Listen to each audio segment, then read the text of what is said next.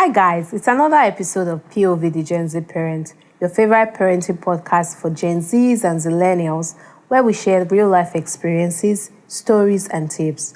The podcast offers a unique blend to This podcast offers a unique blend of insights into the lives of young adults navigating parenthood. And like we say, it's a no judgment zone because we are all just learning the ropes. On today's episode, we'll be discussing about how getting your sex life back can be exhausting, especially after having a baby. I put it to you that redefining your sex life is mostly a thing after having kids because these guys consume so much time, space, and energy. And at the end of the day, all that's left really is for you and your partner to just manage. For me, I'm mostly touched out and I just need my space when I'm alone. It's an actual struggle, I'm not even going to lie. And I've had chats with married people as well on their sex life, on how they've been able to manage it. Well, thankfully, I'm not doing today's show alone. I have my darling husband, Ikenna, here, who else to discuss this type of topic with me than Mr. Oz. So, generally, we are going to be bantering. We'll just be having general banter on the topic and share maybe some things that we've tried that have helped us. So, Ike, would you say hello to our friends and maybe introduce yourself? Hello, everyone. My name is Ikenna. The way you're looking at me now, I don't have. Why are you acting like do you want them to toast you? I say introduce yourself to our. Hello, everyone. My name is Ikenna. I'm Joy's husband. Don't toast me. Thank you.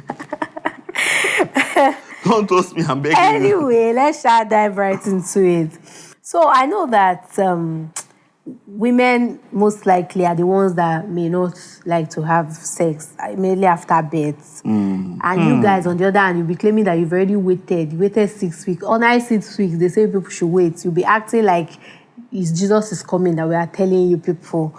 So, but you know the truth. You know the truth. If you calculate that 6 weeks, it's more than 40 days that Jesus fasted. My question, Sha, is that women are the ones that don't usually feel like having sex. Maybe after birth. I don't know if I would say generally, but at least people I've spoken to, especially people that maybe had tear or had one thing or the other, they usually dread it. So, guys, is it that you people, is it possible that you two used to dread having sex after your wife has given birth, or you people don't even care? You just. Okay. So I'm first, right? Because I've also had conversations with guys on this matter. Duh. So first things first is the fact that you are aware that your wife is healing. But still, continue. God punish you. That thing, so it's part of living with your partner. So you are like, when the person go deal kill, maybe continue where you stop from.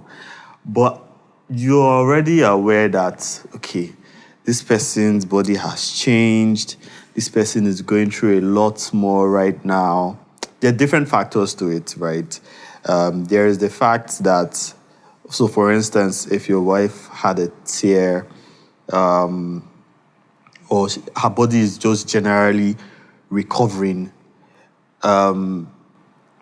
yes, the sensible thing to do is nurture the person back to, 100% strength and health. But on some days,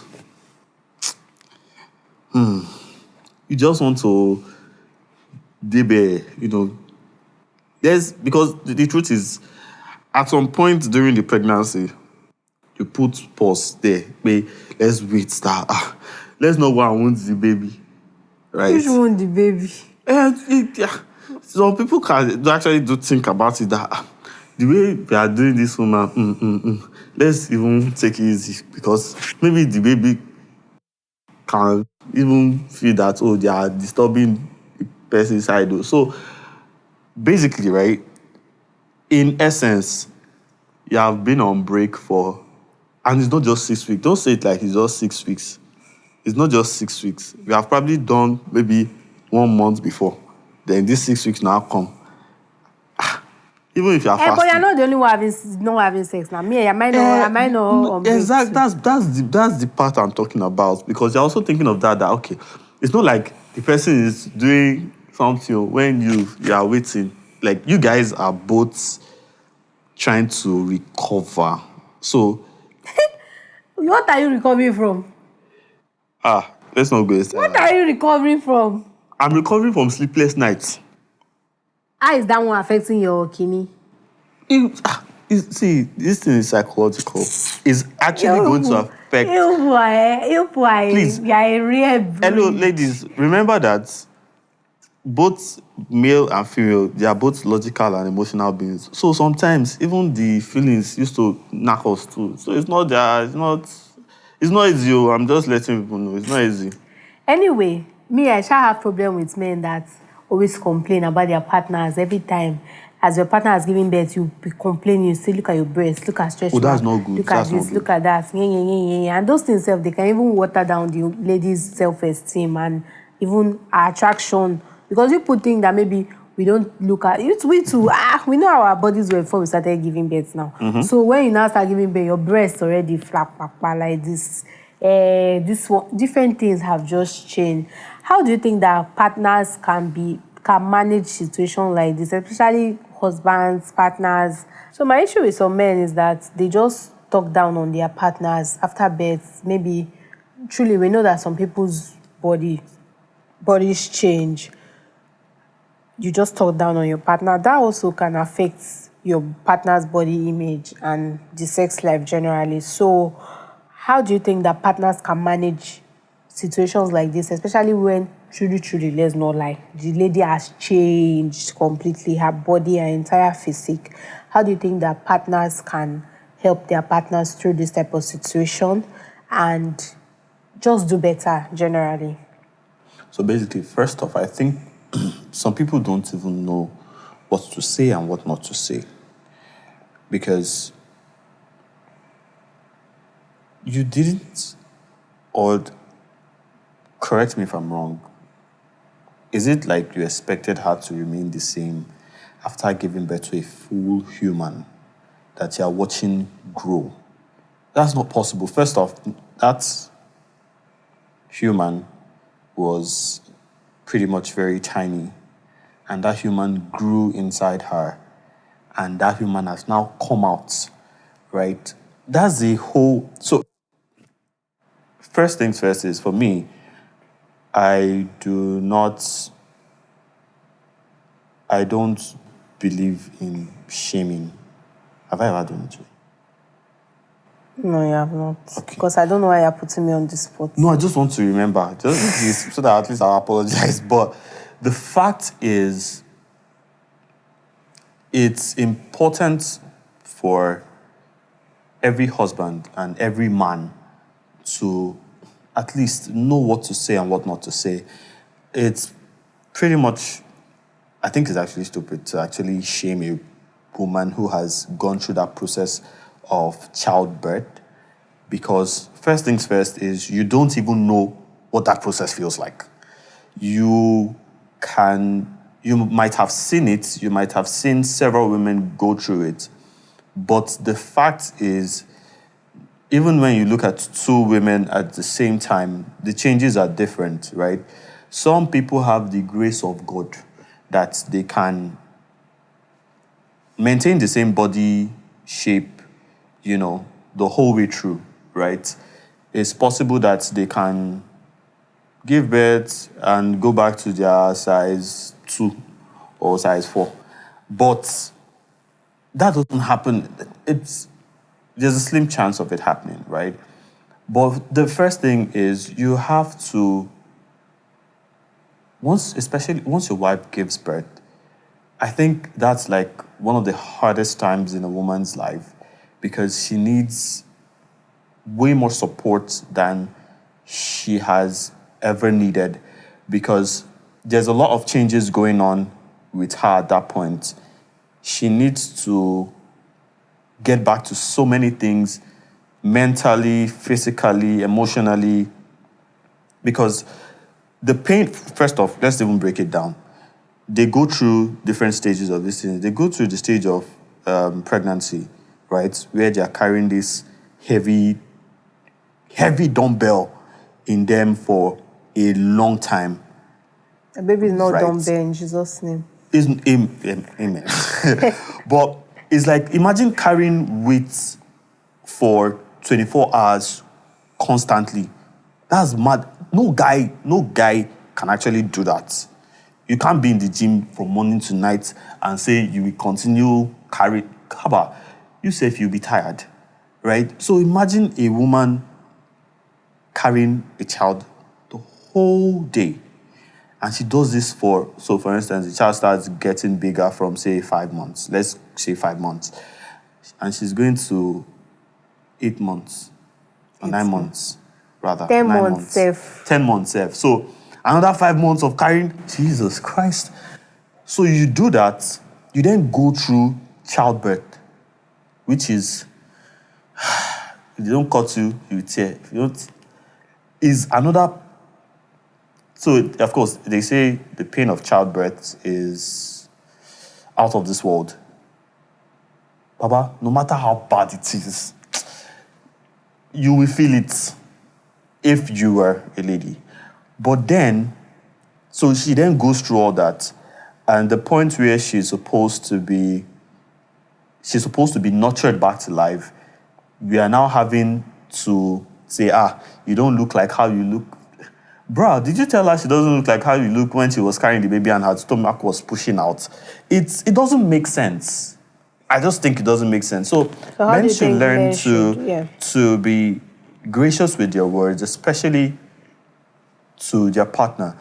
Like, really, why should you talk down on your partner? It doesn't. I'm trying to figure out a world where that makes any sense, but I'm still not able to, because it is just wrong. And two, as a man, you are meant to build your family, right? So if you're talking down at your partner or making the person feel less, how are you in the same vein of trying to build your family, building that person who is your first family, right? Before this child came, this was the only person you knew. Figure eights, body banging, everything.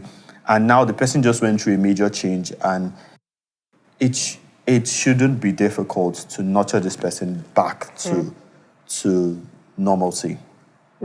So how do you think that women, I don't know, you say you talk to other men as well, and you guys talk about this whole sex after giving birth thing. What do you think is something that you would like to tell women regarding that aspect of life, that, okay, would have loved if you guys did this, or this is how you can help us better in this phase as you're transitioning? How do you have anything that you like to share regarding that? So I would say, especially for women, right? At that point, first off, you should understand your partner. But I'll say communication is key, especially at that point. Madam, even if you want to nag, explain to him that, please, I want to nag. I am almost very sure that if you actually tell a guy that, honey, I want to nag, I'm not feeling good, he would listen to you. Not that you just rain the nagging, I'm not this, I'm tired. If you actually explain to a guy that, I want to nag, I don't feel good, I don't feel optimum, and then you start dishing it, most sensible men would actually sit and listen to you, because that is a cry for help. For instance, if you go out and tell a man, I want to kill myself, the first thing he's trying to do is give you every reason why you shouldn't do it, right? So I would say communicate in the most hilarious way possible. That way, you're not putting him in a defensive position. you are allowing him room to accommodate whatever you have to drop on him. No matter how heavy it is, he's a man. He would be able to take it, but if you just flip when it's uncomfortable, he most likely will get defensive and say, are you the first person to get pregnant? Because I know some men do that. I hear you. You say communicate. So what if in cases where I've communicated and you too, you have communicated? Because truth be told, the same way I have something to say is how you too, you have something to say. Right. And I'm telling you that, hear me, I'm not feeling up to it because I'm exhausted. I don't feel like I'm there yet. And you too, you are saying, babe, I've also not gone down in 2-3 months now. I'm also close to the edge. How then do couples reach a compromise at that point? What would you advise? And speaking from our experience, because I feel like this is something that everyone has gone through at some point, especially after childbirth. What personal, maybe, insights would you share on how couples can reach a compromise on these type of things? So I would say, what best thing do you guys enjoy doing first? Because to be honest, right, after that whole process, you don't just dive right back into the sex. You actually have to grow on each other because you are meeting each other on a different spectrum for the first time again. You have never seen your partner pregnant before. You have never seen your partner with a child before. So whatever is happening to your partner at that time, this is the first time it's happening to the person. And also on yourself, this is the first time it's happening to you. So you necessarily... Do you remember that time we had to go out, that Ellie cried all through the night, and we just told ourselves that... We just said, you know what, let's go out first. We just needed to take a break and just go out. It wasn't even about sex at that point. It was just about staying alive and breathing. With yourself first. Because to be honest, right, before this person came, you guys were alone together, having your moments, doing whatever you loved. So the first thing is to nurture yourself back to that position, and then you pick it up from there. For me, right, for us rather, I know sex was not the first thing that came to our heads then, because I saw the changes. I mean, we had a particular situation, and I saw the changes and how that whole scenario changed both of us, right? So the first thing first was, how do we get back to how we used to be, where we were close with each other without, the physical touch or the intimacy first? How do we build that back? And then from there, it helps the whole emotions, it helps the body hormones to just build up to that point.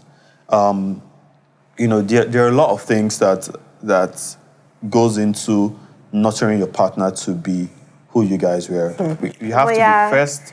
Yeah, pro. Drop tips. Drop You have to be first. Tips for us. Both of you have to be first vulnerable with each other. I agree. I know that we have not, we have not been together this closely, or we have not been alone in a while. You have to be vulnerable with yourself. So you have to explain to yourself how crazy you guys want each other, because that is why you guys were married in the first place, or you guys are together in the first place. There's a reason why you guys connected, right? You have to first find that connection, get to the roots, and not just, to be honest, right, there are a lot of things that are subtitles instead of the main problem. So if you get to the root of it, you guys will then be able to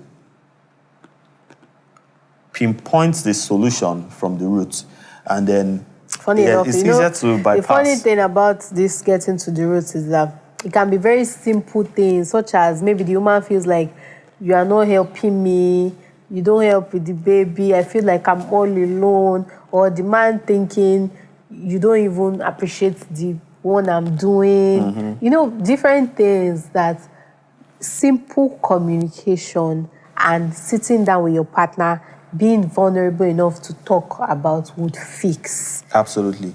So imagine your wife saying, "You're not helping with the baby, you're not this, you're not that."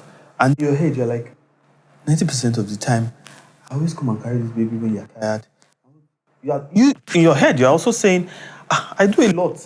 And the person saying, no, you're not doing bringing a the lot. money for the baby. I'm bringing, and you're like, okay, you know what? Just wait. Everybody calm down. Pause, time out.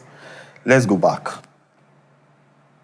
And we did this, we started this journey together, right? It was like, and we did, okay. We have gotten to this point together, right? Yes, we did.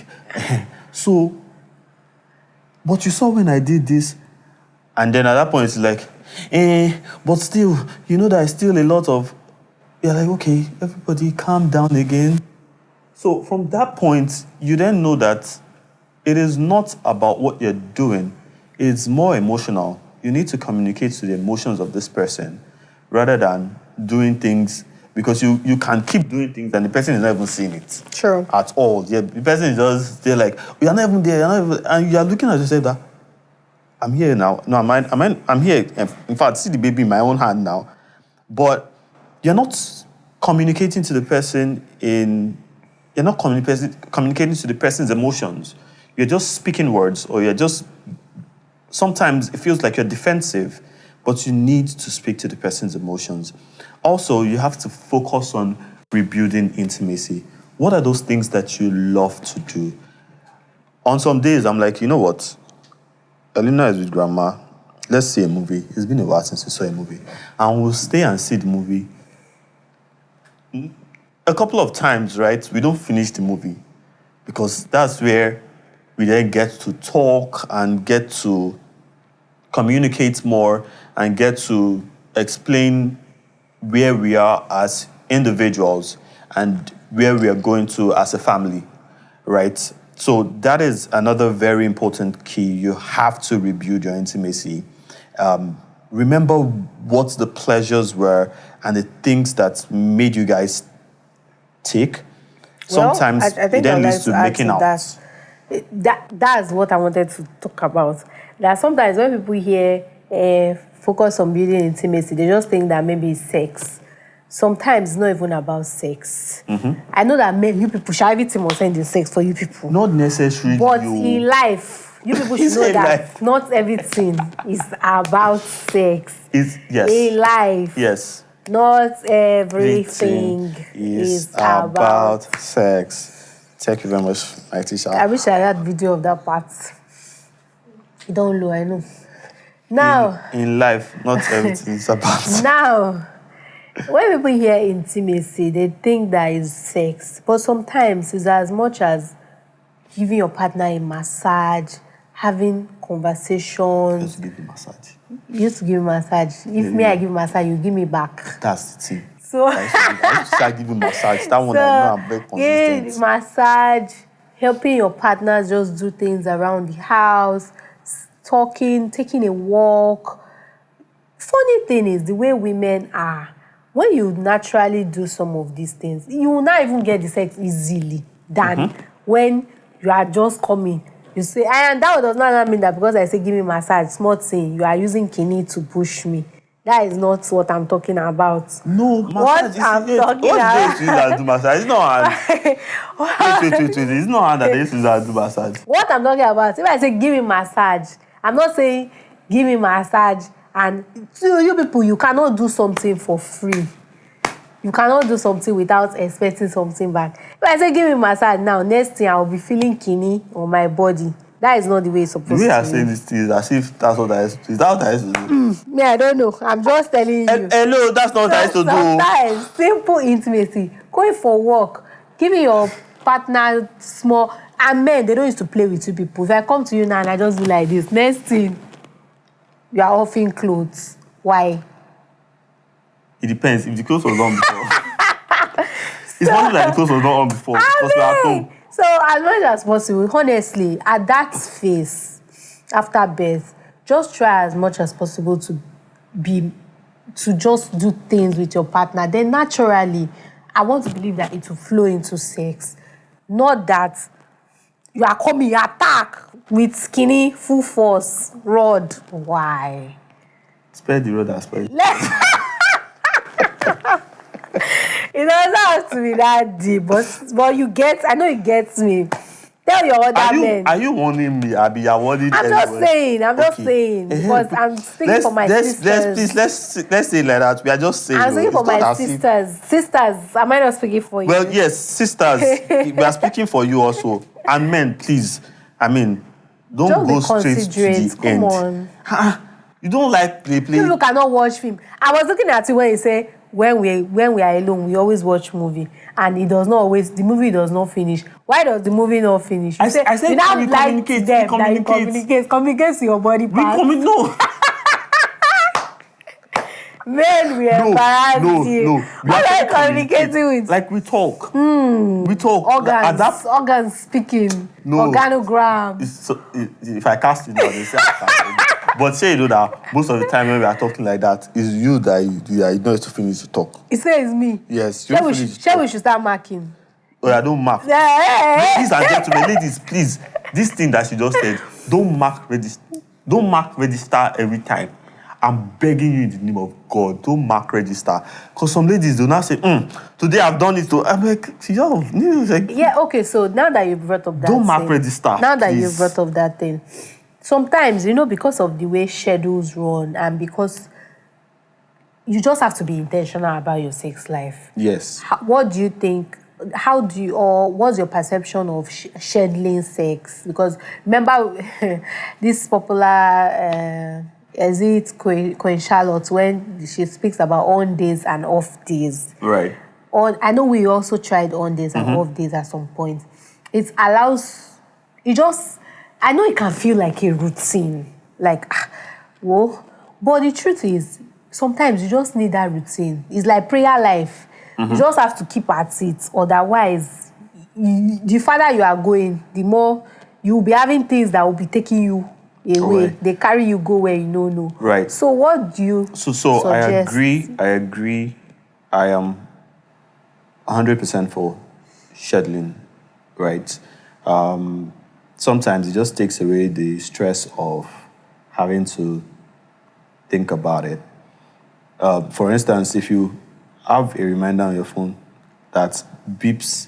So, for instance, you have sex today at 8 p.m. reminder. No, wait. Wait first. Wait. So, for instance, I want to make example now. So, okay, you know what? If you like, do your I'm going to give this example. So, for instance, at 12 noon, your phone gives you sex reminder. 8 o'clock, you are going to be in the other room doing praise and worship. How do you think it's going to make you feel? Especially as a lady. Depends if I've eaten when I even see the notification, because I can delete it if I'm hungry. But I understand what you're saying. So but you know that there are also times that we can take that thing for granted. Because if I see a prompt and it comes every time, some days when we first start, maybe I'll be excited, I'll send you a message and I'll say, tonight it's going down.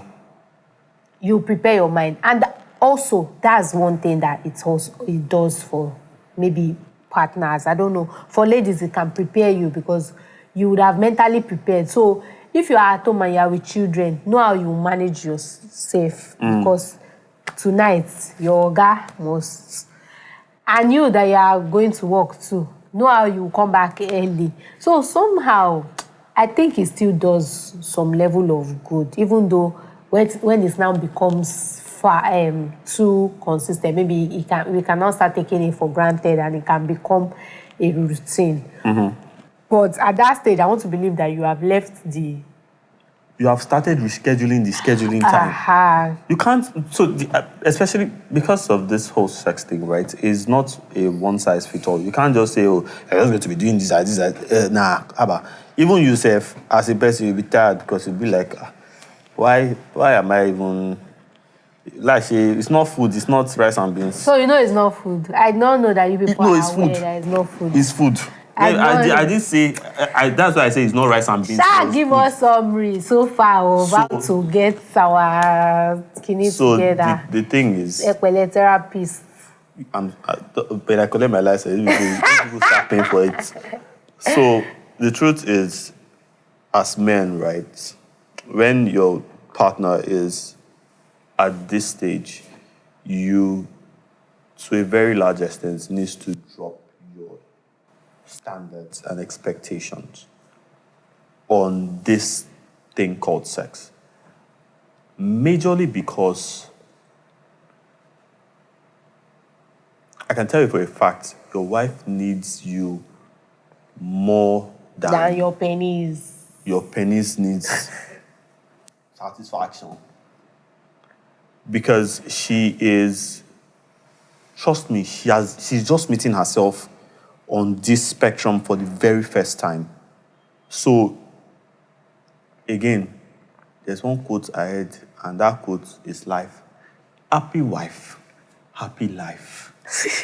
If you can nurture that woman to the point where she's happy with herself, happy with her body, happy with what she's doing now, and not bothering about, I'm getting bigger, or it's making me, I can't wear my shoes again. If you can take her mind off that whole spectrum of having to worry about that, because her hormones are all over the place at that point.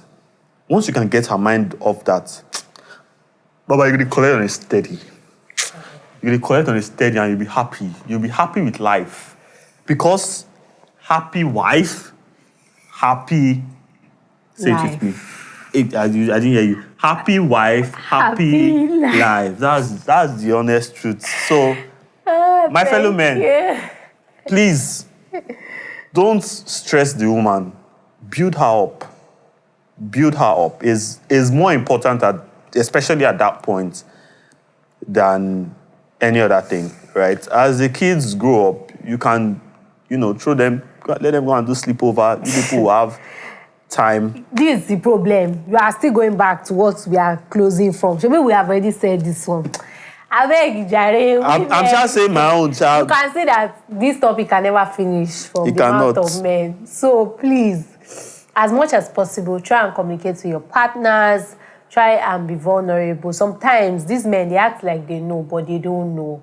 And hopefully we have partners that we are free enough to communicate with and to express ourselves. Women also used to act like they know, but they don't also know. That's why we are saying we should communicate. Thank you. Please communicate. Communicate with your mouth, not private parts. Because people think that private part communication will solve mouth communication. That is not what we are saying here. So what I'm trying to say also is you can communicate with your mouth while in the private part. Oh my God. You can see that these men, they are... You are looking for solution, though. You are looking for... This is solution that we are giving. The solution. So these are very sensitive issues, especially after childbirth. And it's just important that we connect as a couple and try to reach a compromise. It gets better, to be honest, and the essence of you having a child is not for it to tear you apart, but to bring you together. Of course, it's a new phase for everyone, and we know that it can be tough. However, we believe that with communication and both partners willing to reach a compromise, it would get better. Well, I have to cut it short at this point. And I'm not sure, this my Mr. Ikena here, you should not go and be thinking that there will be another type of communication that is happening after this particular one that we are communicating. Ladies and gentlemen, my final words. I want to appreciate my wife for having me on this podcast. The fact that she even allowed me to talk on this matter, because she knows that I'm all for a wonderful, happy family. And now I'm even more for a happy wife and a happy life. So, yes, thank you to my beautiful wife for having me here. Yeah, welcome, baby. But guys, in all, what we are saying is that don't let parenting be the cause of your poor sex life with your partner. It can get better. And we are also encouraging you to try as much as possible to get your groove back. Till we bring you another episode of POV, the Gen Z Parent. Don't forget to share with your family and friends and subscribe if you haven't. Bye. Bye.